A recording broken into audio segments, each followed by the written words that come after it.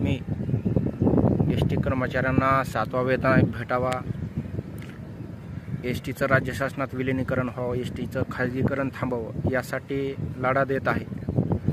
परंतु सरकार कुठल्याच पद्धतीत दखल घेत नसल्यामुळे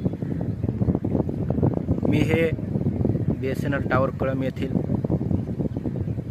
टावरवर चढून आत्मक्लेश लक्षवेधी आत्मक्लेश अन्नत्याग आंदोलन उपोषण करत आहे।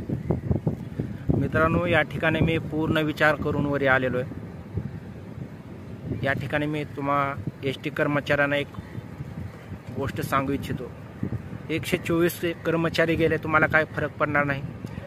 125वा माझा नंबर जरी लागला तरी मला असं वाटतं की तुम्हाला काय फरक पडणार नाही। परंतु मित्रांनो, तुम्ही त्या 124 कर्मचाऱ्यांचं बलिदान विसरला असाल, त्यांच्या विधवा पत्नीने केलेला त्याग विसरला असेल, त्यांच्या मुलाबाळांच्या डोक्यावरचं छत हरपलेलं विसरला असताल, म्हातारपणे त्यांच्या आईवडिलांची काटे बनवून त्यांना आधार द्यायचा होता ते आईवडिलांना तुम्ही विसरला असाल मित्रांनो।